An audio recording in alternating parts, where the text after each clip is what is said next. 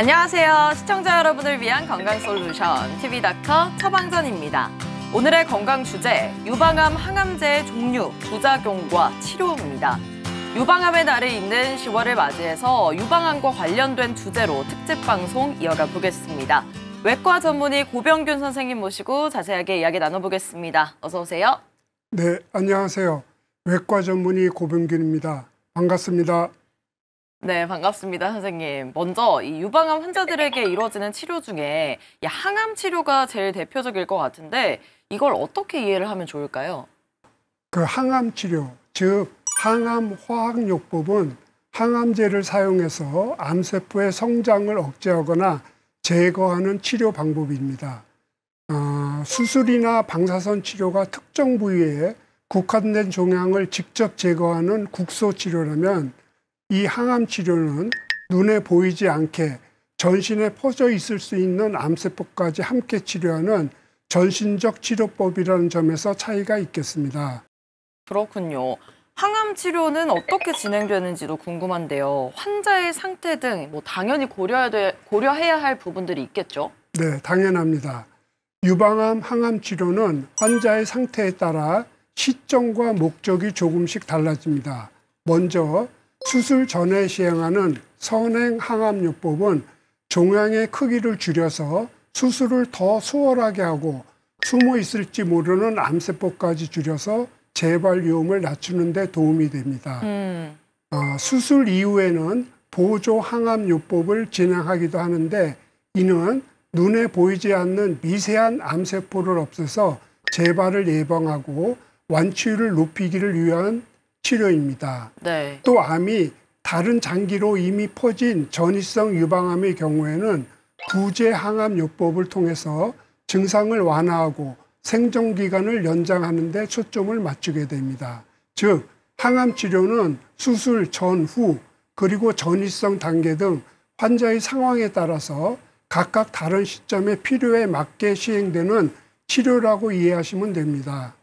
네, 그런데 이 항암제에도 종류가 다양하잖아요. 어떤 종류들이 있는지, 그리고 그게 각각 어떻게 환자에게 적용이 되는지도 궁금합니다. 항암제는 크게 세 가지로 나눌 수가 있습니다. 네. 먼저 세포 독성 항암제라는 것은 빠르게 분열하는 세포를 공격해 암세포를 억제합니다. 다만 정상세포 중에서도 분열이 빠른 혈액세포, 위장관, 점막, 머리카락 세포 등에 영향을 줘 부작용이 생길 수 있습니다. 네, 두 번째는 표적 항암제입니다. 암의 성장에 중요한 특정 표적만 선택적으로 공격하기 때문에 정상세포 손상은 줄어드는 편입니다. 그렇지만 내성이나 특수한 부작용이 나타날 수가 있습니다. 마지막으로 소개드리는 것은 면역항암제인데 면역항암제는 우리 몸의 면역세포가 암세포를 더 잘 인식하고 공격하도록 돕는 억제입니다. 사용 범위가 점점 넓어지고는 있지만 아직은 비용이나 부작용 관리가 중요한 부분입니다. 항암 치료의 가장 흔한 부작용이 궁금하고요. 왜냐하면 이제 치료를 앞두고 계신 분들이 걱정이 많이 되실 것 같아요. 어떤가요? 네, 항암 치료는 암세포를 억제하는 효과가 크지만 정상세포에도 영향을 주기 때문에 여러 가지 부작용이 생길 수가 있습니다. 가장 흔한 것은 오심과 구토로 환자의 70에서 80%가 경험을 하시게 됩니다. 다행히 항구토제가 많이 발전해 대부분은 조절할 수가 있습니다. 또 비교적 자주 나타나는 것은 손발 저림과 같은 말초 신경병증이며 일상생활에 불편을 줄 수는 있습니다. 탈모는 치료 시작 1, 2주 뒤부터 빠지기 시작하지만 치료가 끝난 후 6개월 이후부터는 서서히 회복이 됩니다. 이 외에도 구강점막염이나 장점막 손상으로 인해서 입안에 통증이나 설사가 생길 수 있지만 위생관리와 보조치료를 통해서 대체적으로 2 내지 3주 안에 회복이 됩니다. 네, 유방암 환자의 항암 치료의 종류와 이를 선택할 시에 고려하는 사항, 그리고 부작용 등에 대해 알아봤습니다. 똑똑 쌤 도와주세요. TV닥터 처방전, 지금부터는 개인 맞춤형 처방전을 받아보도록 하겠습니다. 첫 번째 사례자부터 만나볼게요. 안녕하세요. 저희 아내가 항암 치료를 받는 중입니다. 옆에서 힘이 되려고 노력하고 있는데요. 항암 치료를 시작하면서 두통이 생기고 미열이 자주 나는 것 같아요. 아직 엄청 심한 정도는 아닌데 그래도 주의해야 할까요? 라는 사연 보내주셨습니다. 부작용 중에서도 이 발열을 이야기하셨어요. 발열 좀 어떻습니까? 가장 주의해야 하는 부작용이 발열성 호중구 감소증입니다.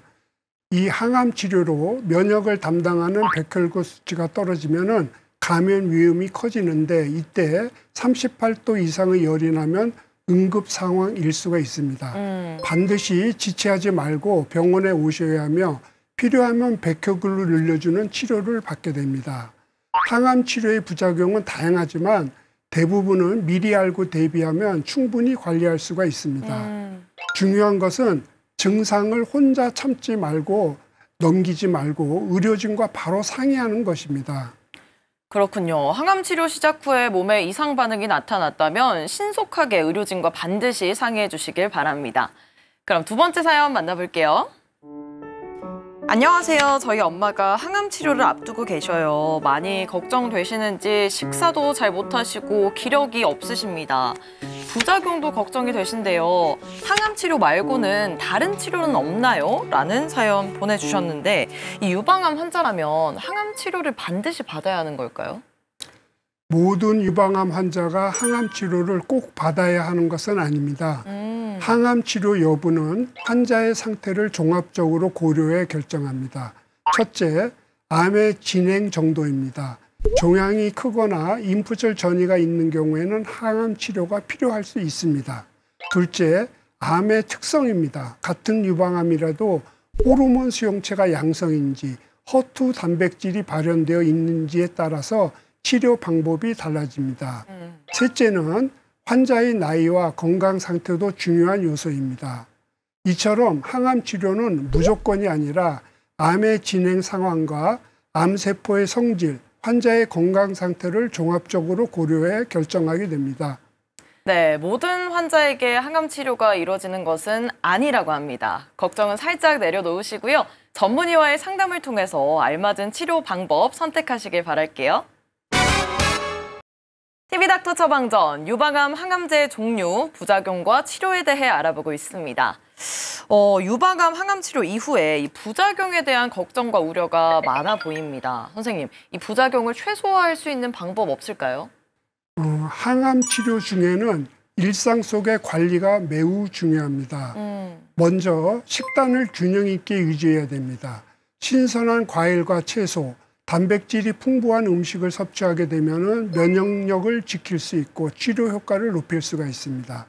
간혹 고기를 피하는 분들도 계시지만 단백질은 백혈구 같은 면역 소표를 만드는 데 꼭 필요하기 때문에 충분히 드시는 것이 좋습니다.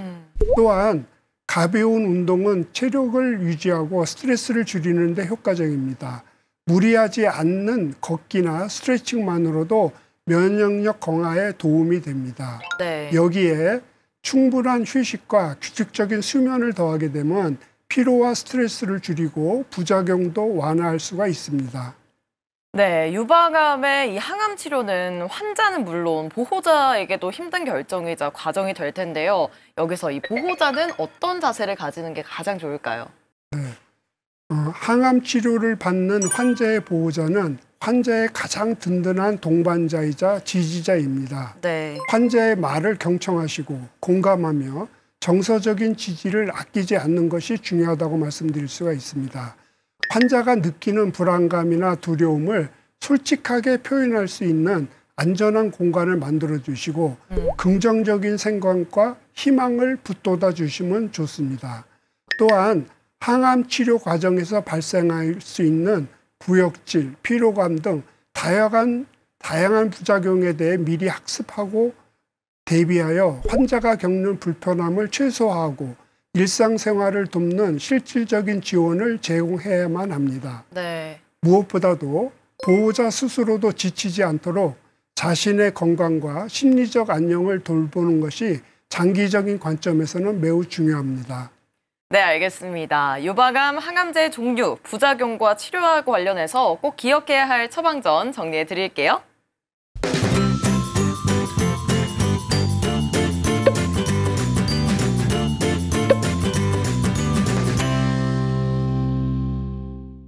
네, TV닥터 처방전, 유방암 항암제의 종류, 부작용과 치료에 대해 알아봤습니다. 선생님, 마지막으로 정리 한 말씀 부탁드릴게요. 네, 요즘은 약제와 관리법이 많이 발전해서 예전보다 훨씬 안전한 치료를 받으실 수 있으니 너무 걱정하지 마시고 건강 회복에 집중하시기를 바랍니다. 그리고 다가오는 10월 19일이 유방암의 날인데요. 이 날에 맞춰 유방암 환자들을 격려 좀 해주시고 유방암 조기 검진과 예방의 중요성을 다시 한번 기억해 주시기를 바라겠습니다. 네, 오늘 말씀 고맙습니다. 저희는 다음 주 이 시간에 더욱 알차고 유익한 처방전 가지고 다시 돌아오겠습니다. 오늘 하루 더 행복하고 더 건강하세요.